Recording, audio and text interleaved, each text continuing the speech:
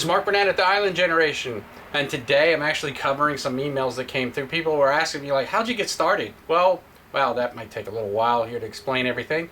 And they were really talking about my past. What kind of things have I done in the past? And way back before the internet was actually public and the World Wide Web was actually invented, because those are two separate things if you didn't know.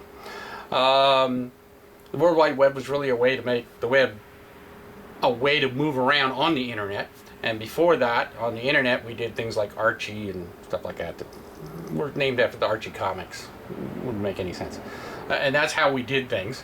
And prior to that, there was the bulletin board market. The bulletin board market was a way that you could basically make a phone call to another computer, and those computers could talk to each other via that phone line. It was a 1-to-1 ratio. In other words, you had to have a modem on one side and a modem on the other to talk, and if someone else wanted to call in, they had to be on another modem, and so forth. So you'd have these huge modem banks, basically, to handle all your calls. And those programs sold for like $150, maybe not much. And I realized that there was a huge opportunity to sell that to big businesses in the sense of a server farm, what we take for granted now, the cloud, if you will. Well, this was a long time ago, and I was trying to make a cloud, even though I didn't know it was a cloud. And the idea was that we could buy all those modems. We could set up ways and machines for each one of the companies and run them for them. Now, this is a product, keep in mind, you pay $149 for, so why are you going to pay us $400 or $500 a month to run it for you? It was a stupid business idea, according to every investor I talked to. They weren't interested. They thought it was dumb. And what was interesting was I did it. I went ahead, built my business, set in the bulletin boards, and became the largest bulletin board facility in the country, actually the world. Written up in many ads, I'll throw them up here and stuff, front page of many magazines, the bulletin board magazines, trade magazines, all the time. I was invited to speak at many conventions all over the place because we had done this kind of unique thing. And the thing is, it caught on, and businesses from all over the place hired us. We eventually became the engineers, the East Coast engineers for one of the big software groups that built bulletin boards. We became one of the major sales for another group that built bulletin boards. So we were huge in this industry. And again, this is prior to the internet and everything. And then we got big contracts from government groups like the RTC, the Resolution Trust Corporation, which was all about handling failed banks and everything. We won that contract to do that giant deal. We did the U.S. Patent and Trademark Office. We were down there helping them set up their bulletin board system. And then we ran bulletin board systems for an enormous amount of clients. It was actually huge. It was crazy. I mean, you know, the gambit of everybody you can think of, we were involved in building. And then we even cut deals where the major phone companies dealt with us. AOL hired us to build stuff for them. Wow, we were rolling like crazy. And investors did not get it at the time. They did not understand what I was up to. And the idiotic thing that I could sell a company can go buy a product for $149. Why would they hire you for $400 or $500 a month to run it for them? This is silly. It's stupid. But it's the same with the retirement program I'm working on right now. I don't see it as any different. I'm trying to build a facility to make it very inexpensive for people to live there in a nice place where I would want to retire. Matter of fact, I'm going to retire right with them. I'm going to be in the building with them. I'm going to be in one of the rooms, 101, if you will, and all the other retirees will be in there with me. Oh, fine. That sounds fun. Okay?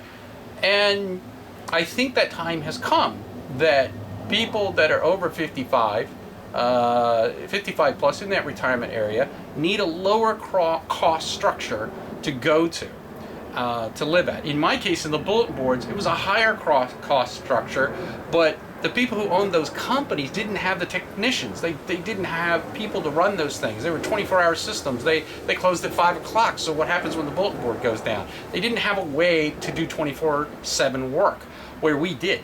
You know, I made that happen, okay?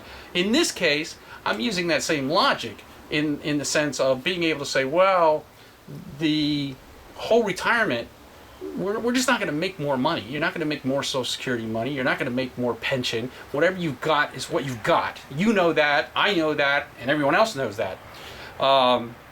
So what you have to do is lower your costs. Well, if you lower your costs in the United States, that probably means moving into a really bad neighborhood, or it might lowering your, instead of being middle class or upper middle class, you become lower middle class or just lower class, because you can't live the nice way you want to. And you should. You're retired. You worked all your life. It should be worth something, okay? And you're probably going to live longer than your parents lived. I mean, we don't know, but with all the medicine and everything else going on, wow, we may be here a long time. Maybe 55 years is only half our life. Maybe we're going to live past 100, okay? If that's the case, then you're going to spend most of your time retired.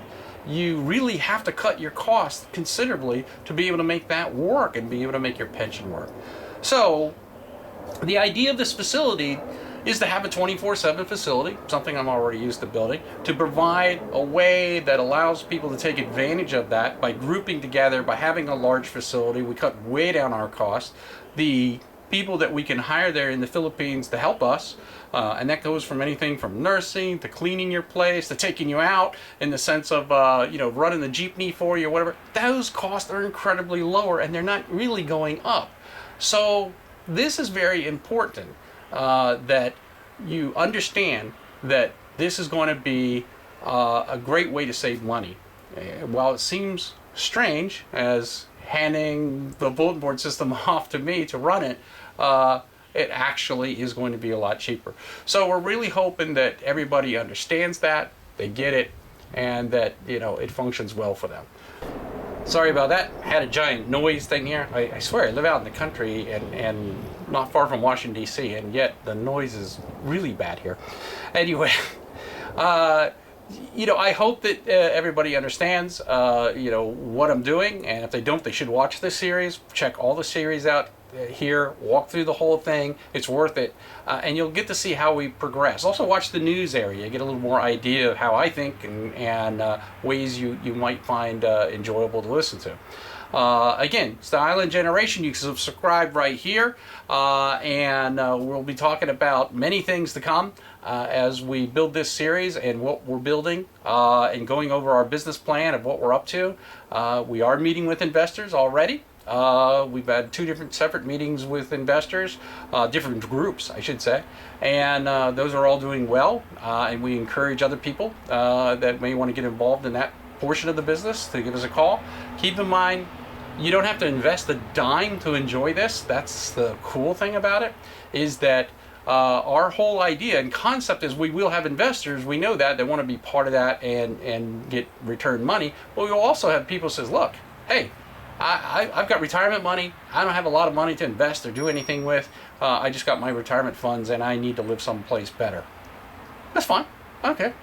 Then join us. Pay the rent, and you get to enjoy all the facilities that's there and take advantage of what we pulled together to get the lowest cost that we can. And you live on an island and retire. When you call back your friends, you can say, hey, I'm drinking a pina colada by the beach. What are you doing?